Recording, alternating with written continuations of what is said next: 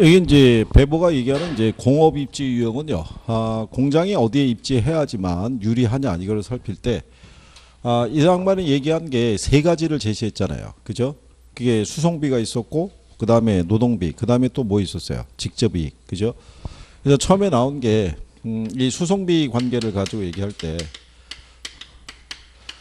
공장이 이제 시장 제한적을 취하느냐, 아니면 원료 제한적을 취하느냐, 어디에 입지하는 게 비용을 절약할 수 있느냐, 그거를 이제 얘기하기 위해서 이 사람이 얘기한 게 원료하고요, 원료 지수라는 거를 제시를 한 거죠.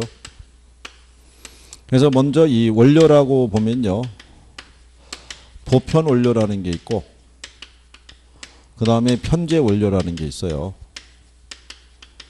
그러니까 보편 원료는 시장 어디에서나 쉽게 구할 수 있는 원료를 보편 원료라고 그래요. 그래서 물이라든가 또는 공기 뭐 이런 거 얘기하고요. 그 다음에 편제 원료라고 그래서요. 이거는 특정한 지역에만 이제 존재하는 거. 그래서 예를 들어서 뭐 석탄이라든가 뭐 석유라든가 뭐 석회석이라든가 이런 거를 제시한 거고요. 또 이 원료 말고 순수 원료라는 것도 있는데 뭐 시험상에서 인용은 안 되니까.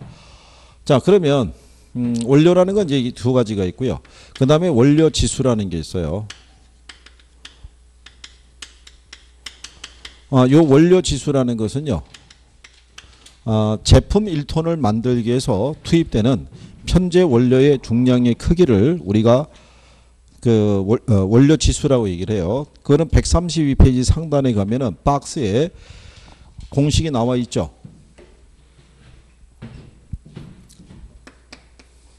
원료 지수라는 것은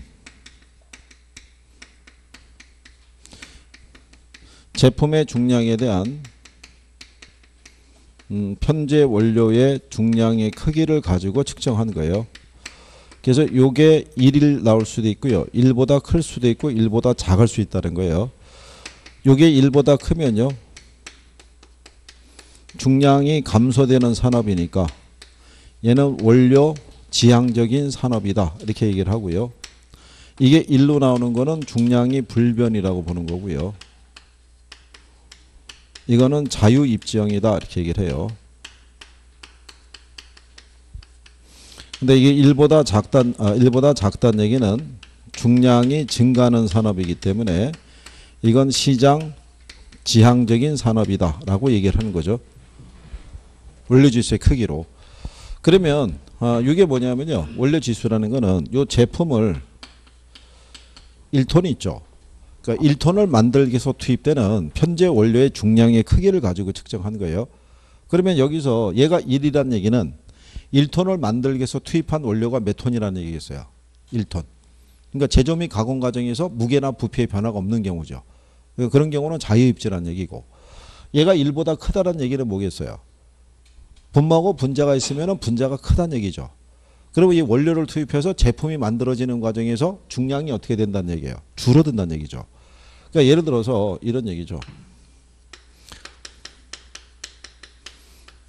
1톤이면 1000kg잖아요. 얘를 1000kg 만들기 위해서 주 원료가 석회석이잖아요. 그죠? 그러면 석회석을 1000kg를 투입하면 이 제품이 1000kg가 나올 수가 없죠. 왜냐하면 석회석 자체에는 불순물이 있으니까 제조 및 가공 과정에서 걔가 줄어들 거 아니에요.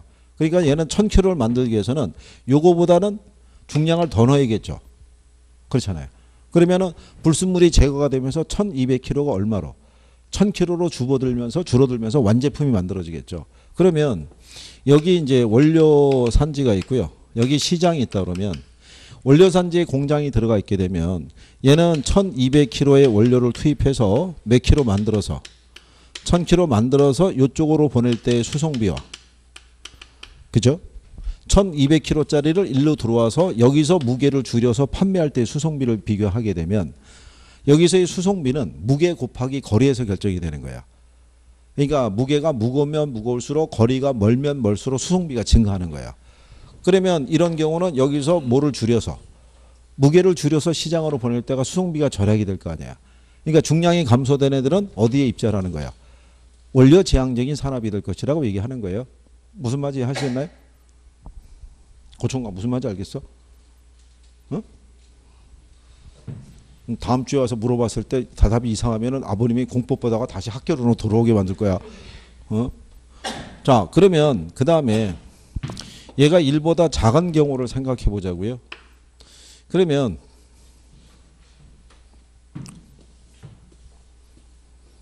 자, 지난번에 이렇게 설명해 드렸어요. 콜라를 100리터를 생산하기 위해서는 원액이 들어가야겠죠. 근데 이 원액을 100리터를 넣을 수는 없을 거예요. 그죠? 못 마실 테니까.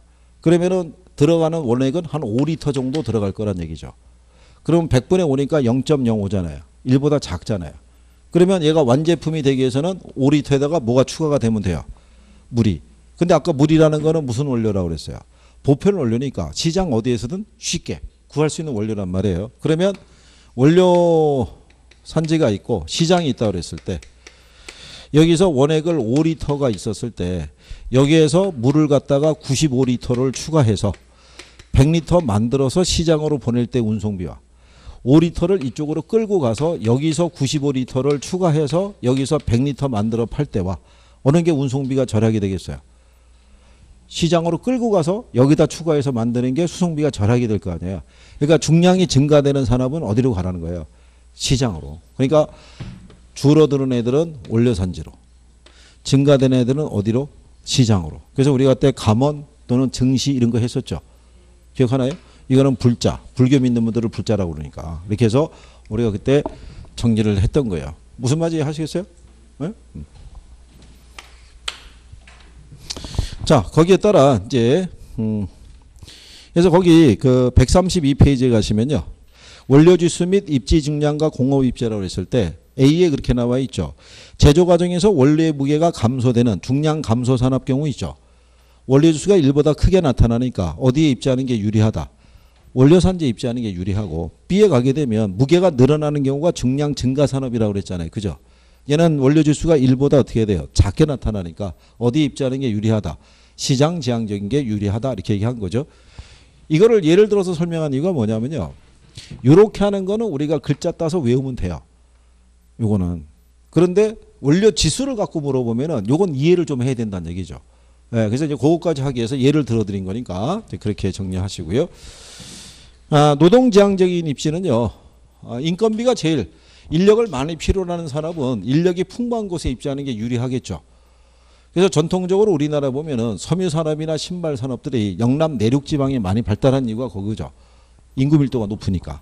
뭐 그런 내용으로 보시면 돼 있고. 그다음에 직접 지향적인 산업이라고 돼 있죠. 자, 수송비 비중이 적고 기술 연관성이 높은 산업들은 한 곳에 모여 있음으로써 비용을 절약할 수가 있죠.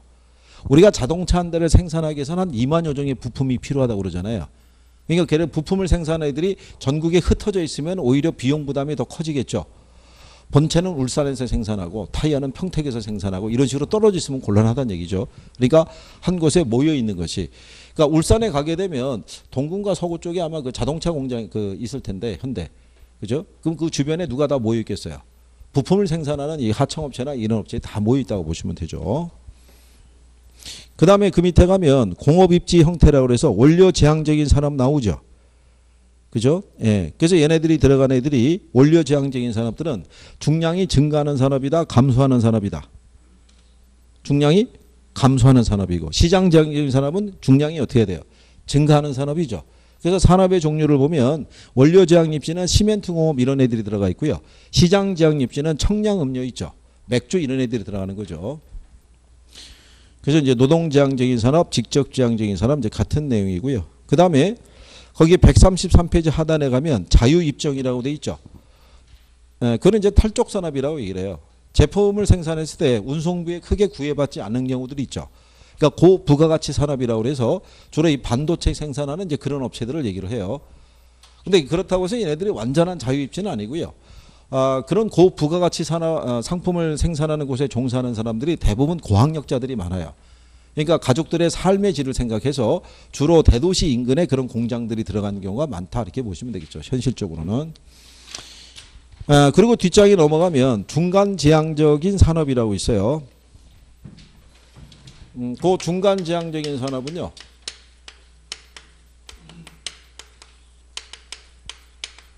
얘네는 적환 지점에 입지하는 게 낫다고 그래요. 그러니까 이제 적환 지점이라는 것은요. 적자가 쌓을 적자고요. 환자가 바꿀 환자거든요. 그러니까 이 제품이 수송되는 과정에서 운송 수단이 바뀌는 지점에 입지하라는 얘기죠.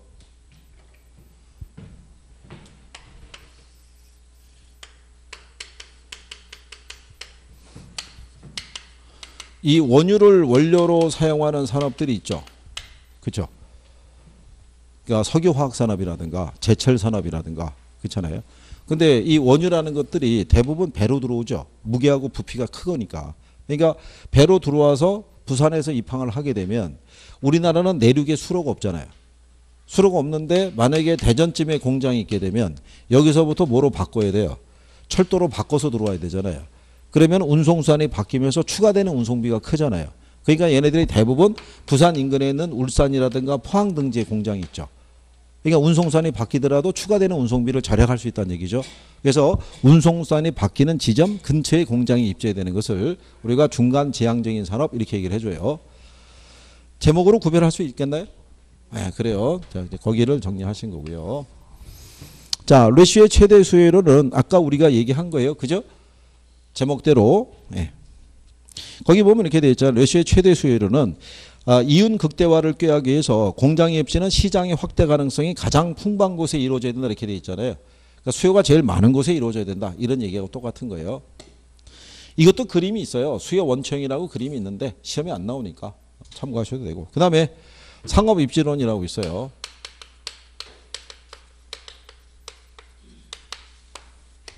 자, 상업 입지론에 보면은 이 발터 크리스탈러의 중심지 이론이라고 있어요. 그죠? 이 중심지 이론이라는 것은요. 우리 교재에 보면은 이렇게 돼 있죠. 도시의 수, 규모, 분포와 기능에 대한 이론으로 재화의 도달거리와 최소 요구치의 관계를 설명하고 있다 이렇게 돼 있죠. 그러니까 얘는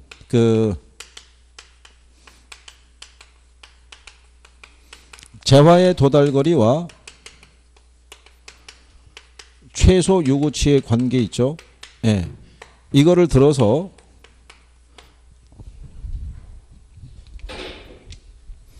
거기 나온 것처럼요. 도시의 수, 규모, 분포, 기능 등을 갖다가 이 설명하는 이론이죠. 그게 이제 크리스탈러의 중심지론 이렇게 얘기한 거죠. 지난번에 한 건 기억하시나요? 그래요. 원래 통상 마지막 시간 정도 되면 그래도 대답을 좀 하고 그랬었는데 뭐 이번 주는 그냥 뭐 거의 넘어가시는 분위기예요. 그죠? 이번 주에 언제죠? 모의고사 시행하잖아요. 모의고사를 웬만하면 보셔가지고 점수를 우리가 따지는 게 아니라 거기서 내가 틀린 것 있잖아요. 틀린 거. 그거를 확인하는 작업이 중요해요.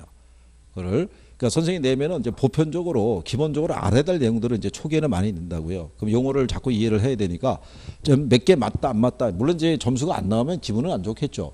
근데 우리는 어차피 이번 주에 본 시험 보는 게 아니잖아요. 그러니까 그걸 갖고 자꾸 보완을 하셔야 돼요. 보완을.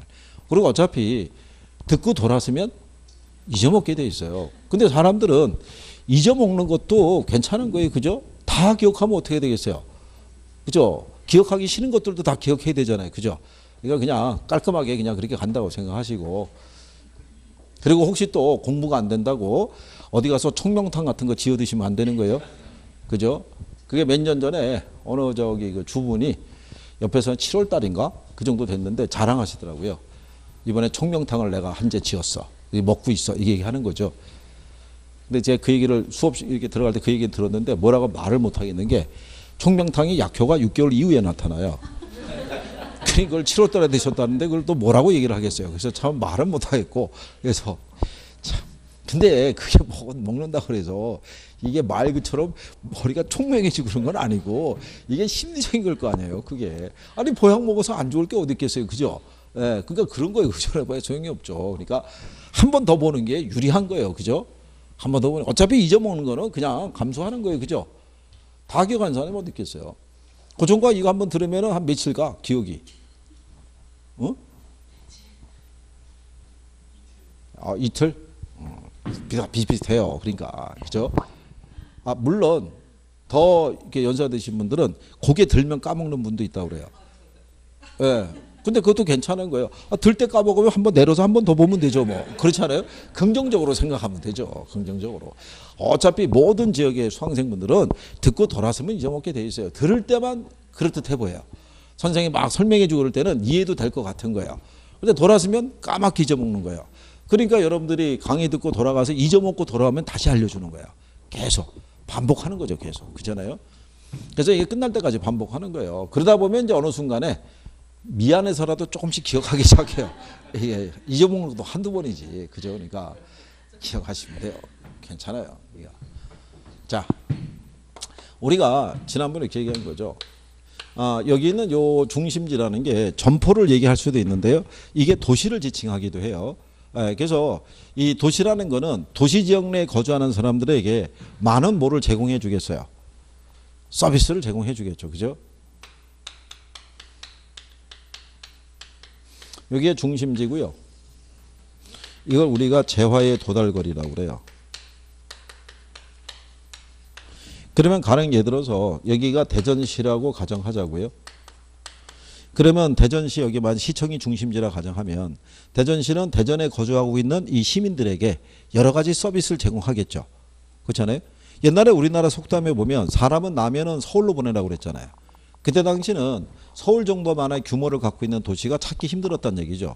그래서 큰 도시, 대도시를 가야 그래도 취업도 할 수 있고 상급 교육도 받을 수 있고 여러 가지 다양한 서비스를 제공받을 수 있기 때문에 사람들이 도시로 모여든 거죠. 그러니까 이 도시는 많은 사람들에게 취업이라든가 또는 예를 들어서 교육이라든가 금융이라든가 행정이라든가 교통 등의 서비스를 제공해 주는 거죠. 그죠? 그러면 우리가 지난번에 인 것처럼 도시는 기본적으로 무슨 서비스를 제공해요? 교육 서비스를 제공하잖아요. 근데 지방을 내려가면 면 단위가 있잖아요. 면 단위에서는 초등교육밖에는 거의 제공이 안 돼요. 그렇잖아요. 그러면 초등교육 말고 중학교, 고등학교에 대한 중등교육은 제공이 안 되죠. 이유가 뭐냐면 인구가 적으니까. 거기를 채울 만한 학생 수가 부족한 거죠. 그러면 여기서 상급 학교를 가려고 그러면 군 단위까지는 나가야 되는 거겠죠. 그럼 여기를 가면은 중등교육이 당연히 제공이 되는데 이것뿐만이 아니라 초등교육도 제공이 되죠. 근데 여기서는 또 상급 학교를 가려고 그러면 대학이 없죠. 왜냐하면 대학을 유지하기 위해서는 그만큼의 학생 수가 필요한데 그건 또 안 될 거 아니에요. 그러니까 어디까지 나가야 돼요? 도청 소재지가 소재하는 곳이라든가 시까지 나가면은 대학에 대한 교육뿐만이 아니라 중등이라든가 초등교육까지도 이렇게 제공을 하죠. 그렇잖아요. 그럼 이렇게 크고 다양한 서비스를 제공해주는 규모가 큰 도시 있죠. 얘들은 공간상에 분포하고 있는 숫자가 많겠어요? 적겠어요? 얘들은 어? 빨리 적다고 얘기해 주세요. 적을 거 아니에요. 적을 거. 우리나라에 광역시를 해봐야 6대 광역시밖에 없잖아요. 대전 정도처럼 인구가 한 100만 되는 도시를 찾기 쉽다 어렵다? 어렵잖아요. 우리나라에서 도시가 성립하기 위해서 기본적인 조건이 5만 이상은 돼야 돼요. 인구가. 그렇잖아요. 그럼 인구 한 5만을 간 넘기는 소도시도 수두룩하다고요. 그러니까 이 사람이 남부 독일을 이렇게 쭉 여행을 하면서 느낀 게 뭐냐면 도시들이 분포하고 있는데 규모가 큰 도시는 공간상에 분포하는 숫자도 적고 상당히 멀리 떨어져 있는 반면에 규모가 작은 도시들은 이렇게 모여서 인접해 있더라 이런 얘기예요. 그러니까 왜 그런 배열이 나오느냐 이거죠. 이걸 가지고 설명해 준 거예요. 그러면 최소 요구치라는 게 뭐냐면 한 개의 도시가 또는 한 개의 점포가 유지되기 위해서 필요한 최소한의 인구를 얘기하는 거예요. 인구. 우리가 그래서 밑으로 가면 왜 지자체들 중에서 보면 기본 도시의 기본 단위가 한 5만인데 5만 밑으로 떨어질 위기에 있으면은 그쪽 그 지자체에서는 난리를 치죠. 우리 군으로 와라, 우리 어디로 와 이렇게 얘기를 해야 해요. 정착 지원금까지 주고 난리를 치는 거죠. 그게 최소 요구치예요. 그죠? 그러면 재화의 도달거리는 뭐 얘기하겠어요? 이 도시라든가 그 점포에서 제공되는 서비스가 도달할 수 있는 최대의 공간 범위 있죠. 예를 들어서 우리 학원이 지금 성인고시로서 이 중개사 교육 서비스를 제공하고 있잖아요. 그러니까 물론 이제 저기 계신 분은 너나 원거리에서 오셨으니까는 이제 그건 열애로 보고, 그죠? 춘천까지 집어넣으면 너무 크잖아요. 그러니까 그건 말고 제가 본인이 생각할 때 대전에서 그래도 내가 제일 먼 거리에서 온 것 같다라고 하신 분 있나요? 여기서? 다 대전에서 오신 건가요? 그런 거예요? 그러니까 예를 들어서 대전 바깥에 뭐 세종시라든가 뭐 인근의 조치원이라든가 어디서 오신 분이 있다 그러면 거기까지는 우리 학원에서 제공되는 교육 서비스가 도달할 수 있는 최대 공간 범위를 할 수 있겠죠. 그걸 재화의 도달거리라고 보고요. 정리 이해하기 힘드시면 중국집의 배달거리 생각하시면 돼요. 중국집에서 자장면을 배달하려고 그러면 어디까지 배달할 수 있겠어요? 자장면이 불어터지지 않을 수준까지는 배달이 돼요.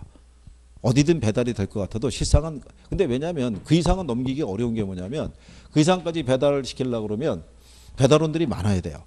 그리고 운송수단도 또 새로 갖춰야 되고 그럼 오히려 배보다 배꼽이 더 클 수가 있겠죠. 그런 경우를 우리가 뭐라 한다? 재화의 도달거리라고 얘기를 해요. 그래서 이걸 가지고 이제 설명을 해주는 거죠. 그래서 거기 보시면 중심지 이론의 전개를 보면 중심지가 있고 최소 요구치가 있고 재화의 도달 범위라고 돼 있죠. 용어상에서 134페이지 하단에. 네. 그 다음에 이제 여기 보면 중심지 성립 조건이라고 있어요.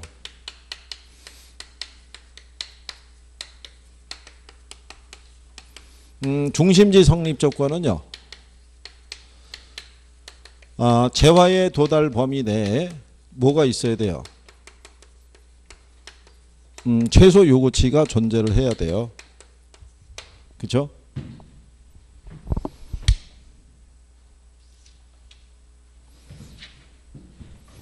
자, 이게 이제 우리 교재에는 이제 그림이 안 나와 있는데 우리가 지난번에 이렇게 설명한 거죠.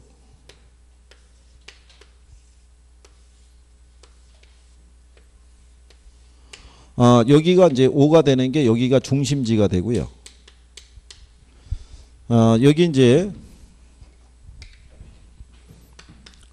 B가 되는 애가 얘가 최소 요구치. 그 여기 A가 되는 애가 얘가 재화의 도달거리. 그리고 여기 요 점이 뭐냐면요. 이게 브레이크 포인트라고 그래서 이게 손익분기점이라고 알려드렸어요. 자, 이 손익분기점을 지나면서부터는 뭐가 발생하겠어요? 이윤이 발생하겠죠. 그럼 예를 들어서 여기 중심지에 우리 학원이라고 가정하자고요. 그럼 우리 학원에서 지금 그 성인고시로서 중개사 교육 서비스를 제공하고 있잖아요. 그죠? 그 우리 학원이 계속 이 학원으로 유지하기 위해서는 최소한 대전에 있는 분들만 수강생으로 확보해도 충분히 유지가 돼요. 근데 우리 학원으로 강의를 들어오는 분들은 대전뿐만이 아니라 인근의 세종이라든가 아니면 조치원 있죠. 이런 데서도 강의를 들어오는 거예요. 그러면 우리는 요 정도에 있는 것만 확보를 해도 유지가 되는데 그 이상에까지도 수강생이 확보가 되잖아요. 그러면 재화의 도달거리와 최소 요구치 사이에 있는 이 면적은 뭐가 발생하는 면적이겠어요? 이윤이 발생하는 면적이겠죠. 우리 학원은 더 성장할 수 있어요, 없어요? 성장할 수 있겠죠. 근데 반대로 이렇게 돌렸을 때 여기가 뭐가 되냐면요. 요게 최소 요구치예요. 요게 B가 되고요.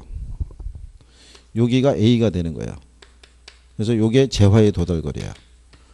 그럼 반대로 우리 학원이 유지하기 위해서는 대전뿐만이 아니라 세종이라든가 조치원이라든가 여기서도 와야 돼요. 와야 되는데 우리 학원에서 제공되는 이 서비스는요. 대전시에서만 제공이 돼요. 그러니까 대전에 있는 사람들 아니면 안 온다는 얘기예요. 필요한 거는 그 이상에 대한 사람들까지도 수강생으로 확보해야 되는데 그러면 최소 요구치와 재화의 도달거리 사이에 있는 이 면적 있죠. 여기는 뭐가 발생하겠어요? 여기 손실이 발생하겠죠. 그럼 우리 학원은 계속 이 교육 서비스를 제공할 수 있다 없다? 없겠죠. 문을 닫을 수밖에 없겠죠. 그러니까 중심지가 성립하기 위해서는 재화의 도달거리 내에 뭐가 있어야 된다? 최소 요구치가 있어야 된다 얘기하는 거예요. 이게 학개론 기본 교과서에 가면은 그냥 이렇게 돼 있어요. 이렇게 돼 있어서 여기가 뭐 최소 요구치 이게 재화의 도달거리라고 보는 거죠. 그러니까 재화의 도달거리 안에 뭐가 있으면 최소 요구치가 있으면 중심지가 성립한다 이렇게 돼 있는 거예요. 그러니까 이게 원으로 이게 설명하는 거죠. 반대로 돼 있으면 성립할 수 없다 이런 얘기니까 그렇게 구별하시면 되고요. 그 다음에 옆에 가시면 중심지 상권의 형태라고 돼 있어요. 그죠?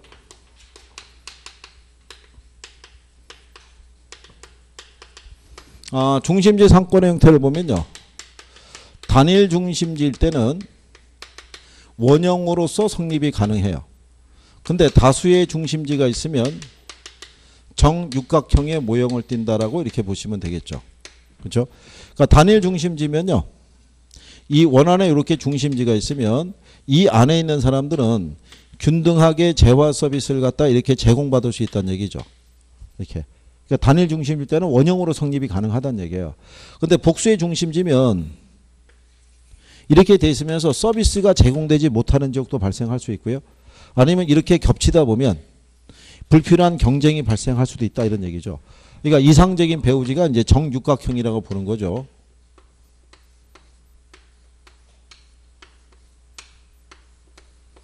이 안에 있는 사람들은 균등하게 재화 서비스를 제공받을 수 있다 없다. 있다 이런 얘기죠. 무슨 모델이 됐을 때 정육각형의 모델이 되면. 그래서 다수의 중심일 때는 무슨 형을 정육각형의 모형을 갖춰야 된다라고 얘기하는 거예요. 그거는 135쪽의 맨 상단에 있겠죠. 중심지 상권의 형태라고. 그죠?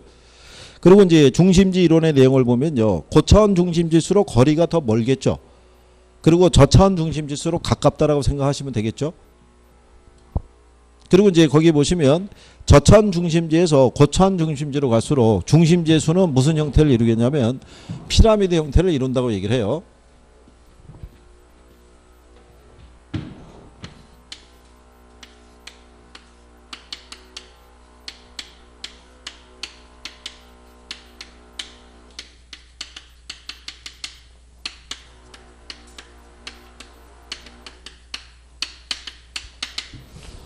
자, 대전도 보면은 시청이 있고 또 구청이 있을 거 아니에요. 그죠? 동사무소 있을 것이고. 근데 제공되는 행정 서비스의 질이 같아요, 틀려요? 틀리죠. 예, 그래서 올라갈수록 피라미드 형태를 이룰 수밖에 없죠. 이게 예를 들어서 교육도 똑같잖아요. 초등학교 때 가르치는 교육과 그 다음에 중등에서 가르치는 교육과 대학에서 가르치는 교육 서비스의 질이 틀리잖아요. 그죠? 그러니까 상급으로 가면 갈수록 숫자가 줄어들 수밖에 없는 거예요. 그래서 피라미드 형태를 이룬다고 생각하시면 돼요. 갑자기 공사 소리가 들리는군요. 자, 그래서 그 밑에 가면 예제 크리스탈러의 중심지로에서 사용되는 개념에 대한 정의로 옳은 거를 모두 고른 걸 물어봤죠. 여기서 틀린 거는 박스 안에서 니은만 틀린 거예요. 도달범위라는 거는 중심지 활동이 제공되는 공간적인 한계로 중심지로부터 어느 기능에 대한 수요가 1이 아니라 0이 되는 지점까지의 거리를 얘기를 해요. 더 이상 수요가 존재하지 않는.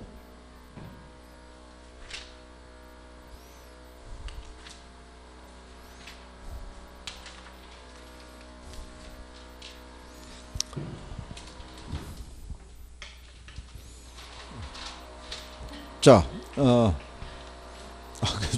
그러니까 이 소리에 더불어서 표정이 기대 섞인 표정으로 바뀌어가고 있는 거야. 이야, 오늘 시끄러운데 이걸 꼭 해야 되나? 뭐 이런 거죠. 참, 이걸 여기까지 이걸 했어야 되는데. 자, 예, 그래요. 여기 레일리의 그 소매인력 법칙이라고 나와 있잖아요. 예, 여기 이제 상권에 관한 이론인데 여기는 별표를 해야 돼요. 예, 여기는.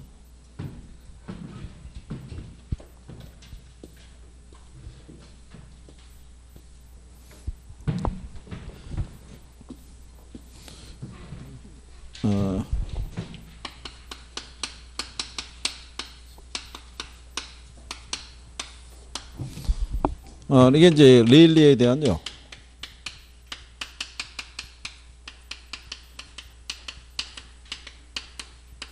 소매 인력 법칙이라는 게 있고요. 컨버스의 분기점 모형이라는 게 있고, 그 다음에 허프의 확률 모형이라고 있어요.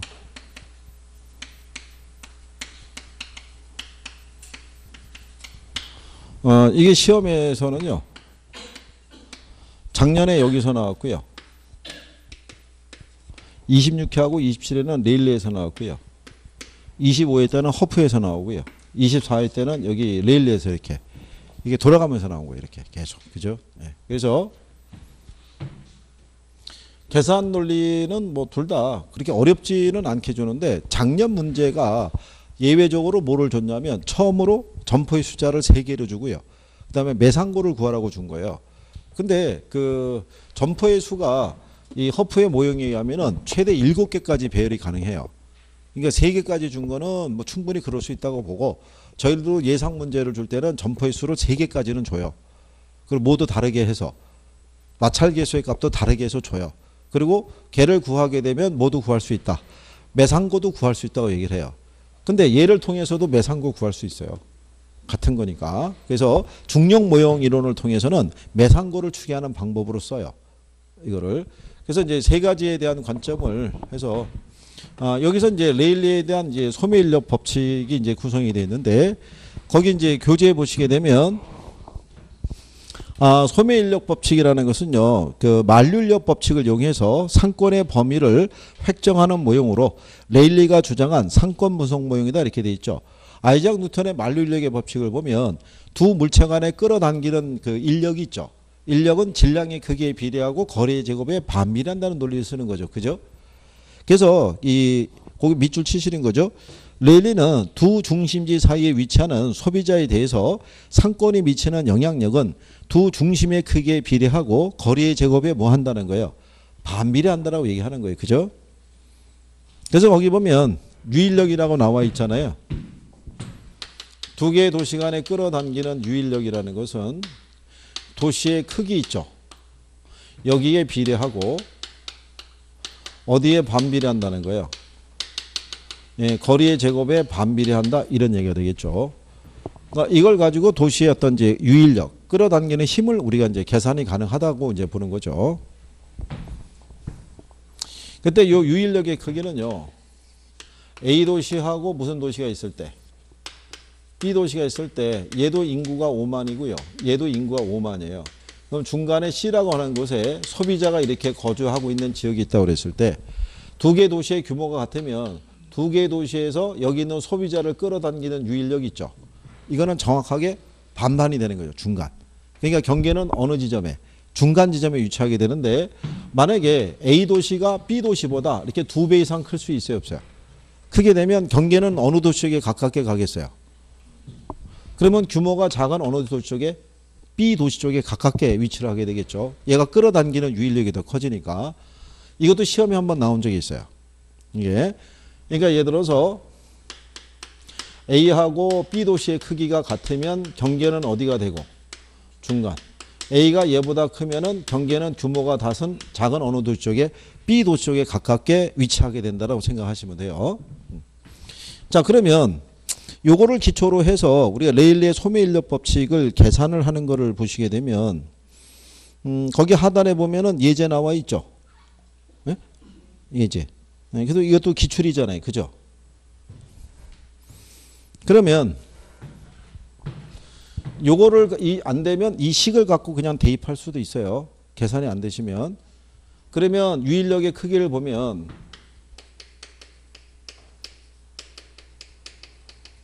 A 도시의 유인력은 거리의 제곱분에 얘는 이제 크기를 레일리는 인구를 대입했어요. 그리고 이제 B 도시의 유인력에 이제 구하게 되면 똑같은 이제 산식이겠죠. 거리의 제곱분에 뭐 인구. 그러면 이제 전체 도시에서 A 도시에 대한 뭐 유인력을 구하려고 그러면 A 플러스 B분의 뭐 A를 대입해서 구하면 되고요. 전체에서 만약에 B 도시의 유인력을 구하려고 그러면 A 플러스 B분의 뭐 B. 그러니까 각각 이걸 구하면 되겠죠. 예, 그러면 요거는 이제 가장 단순한 형태죠. 그러면 거기 우리 교재에 나와 있는 예를 보면 A 도시의 인구는 몇만이래요? 40만이죠. 예, 그리고 이제 거리를 보게 되면 거리가 몇 킬로냐면 10킬로. 근데 거리에 대한 제곱이니까 얼마겠어요? 100이겠죠. 예, 그러면은 여기서 우리가 두 개 떼면은 얘 나오는 게 얼마겠어요? 4천 나오겠네요. 그죠? 예. 그 다음에 B 도시를 보게 되면 인구는 몇만이에요?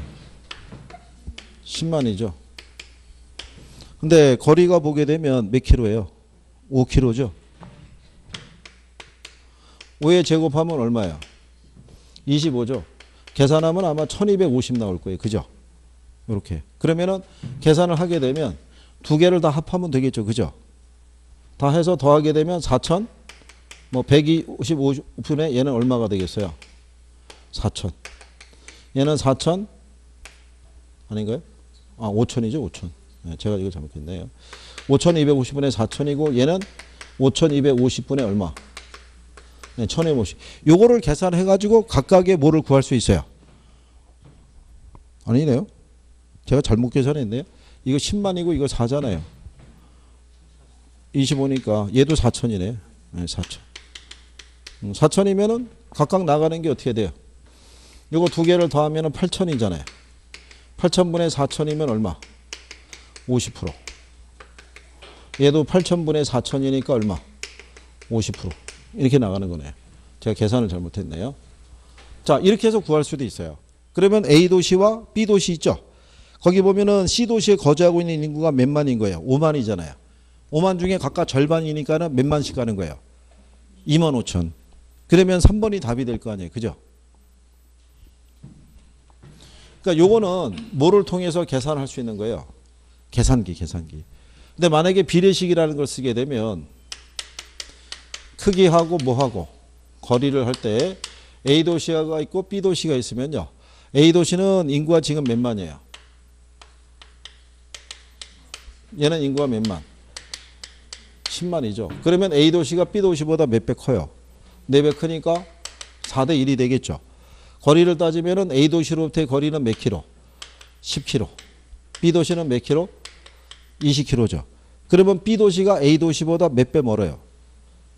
10하고 20이면 2배 먼데 거리의 제곱이니까 4배 멀겠죠. 그렇잖아요. 그러면 4대 1이 1대 4 뭐 이렇게 되나요? 그렇죠? 4배 모니까 A가 지금 10km죠? 아, 얘가 5km군요. C도시와 B도시의 거리가 얘가 몇 킬로? 5km. 그럼 얘가 10km잖아요. 10km 5km니까 얘가 2배니까 이게 4대 1이 되겠군요. 그러면 4대 1이 얼마가 되겠어요? 4대 1이 되니까 내항은 내항끼리 곱하고 외항은 외항끼리 곱하니까 그러면 얼마 나오겠어요? 4대 4 나오니까 8분의 4와 8분의 4가 되겠죠.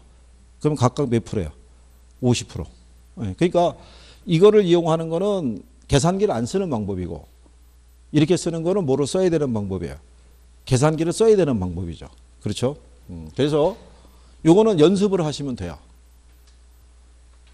내 표정이 또 우울해지시는 거 보니까 이게 또 근데 중요한 건 뭐냐면 이거를 이렇게 해가지고 이렇게 도출할 때는 시간이 많이 가요. 그러니까 계산 문제라는 건 누누이 말씀드리지만 몇 분을 넘어서면 안 돼요. 1분을 넘어서면 안 되고 1분 안에 내가 식을 세워서 답이 도출이 돼야 돼요. 그래야지만 풀 수 있는 문제가 돼요. 나도 모르게 이거를 적는 순간에 시간이 2분, 3분이 훅 가요. 그러면 그게 뒤에 문제를 못 풀어요. 시간을 쓰는 과정에서. 그러면 제가 이제 말씀대로 1번서부터 2번 쭉 푸는데 15번쯤에 얘가 있었어요. 그럼 그냥 건너뛰어야 돼요. 몇 번으로? 16번으로 가야 돼요. 그래서 40번까지 가서 이론을 먼저 다 풀어야 돼요. 그래야지만 이게 가능해요. 그러니까 이제는 배워서 이게 시간이 지나면요. 웬만하시면 다 풀어요. 푸는데 중요한 건 뭐냐면 내가 풀 수 있다는 게 중요한 게 아니라 시간 안에 답을 도출할 수 있냐가 중요한 거예요. 그리고 틀림없이 출제자가 문제를 교양반들이 내면 또 약간 변형을 해서 줄 거 아니에요. 그럼 이제 그걸 또 의미도 파악해야 되고 이렇게 하려고 그러면 그게 만만한 게 아니죠. 그렇잖아요.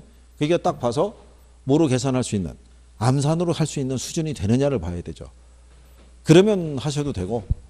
그러니까 이거 암산으로 해서 계산을 다 하고 답까지 도출할 수 있는 사람이 그렇게 많지는 않아요. 그러니까 그렇게 큰 부담은 안 느껴도 되고 자꾸 연습하면 돼요. 그죠? 나중에 이제 아마 우리 고총각이 대표로 나와서 한번 쫙 풀어주고 그럴 거예요. 그죠? 옆에서 이천여가 다음 문제 풀고 막 이렇게. 그럼 다음 주에 한번 해보는 거야? 그래. 다음 주에. 그럼 다음 주에 2번 문제는 저기 우리 고총각이 풀고 3번 문제 우리 이천여가 풀고. 그 친구들에게 얘기하지 마. 다음 주에 저기 친구들 나오면 다 4번, 5번으로 다 나와서 풀라고 그럴 테니까. 자, 이렇게 해서 한번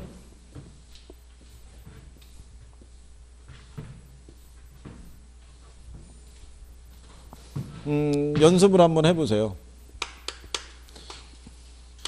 A도시가 인구가 7만이고요. 여기 C라고 하는 데가 있어요. 그래서 여기 거리가 가령 예를 들어서 10km. 여기 B가 있는데 얘는 인구가 42만.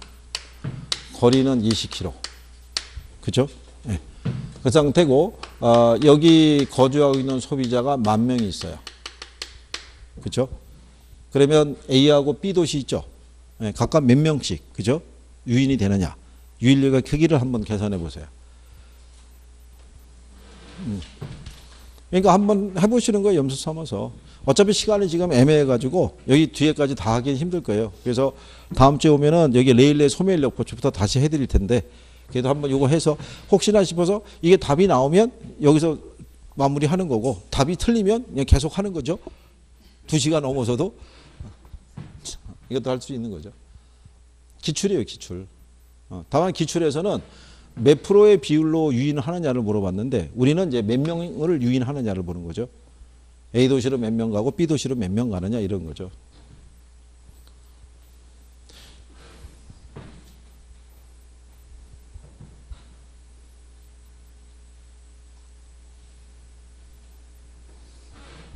그러니까 이거 그냥 이런 식으로 대입을 하셔도 되고요.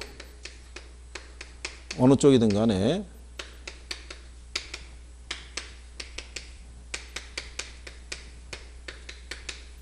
이렇게 해서 계산하셔도 되고 아니면 크기하고 뭐하고 예, 이거를 이렇게 대입해서 해보셔도 되고 그렇죠?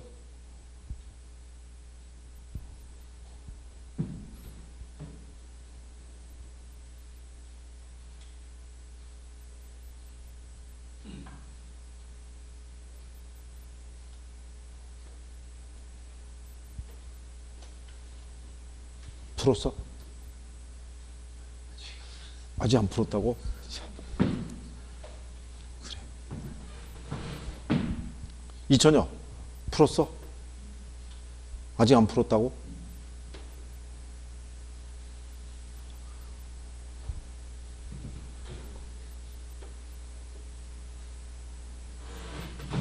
일로 몇 명가요?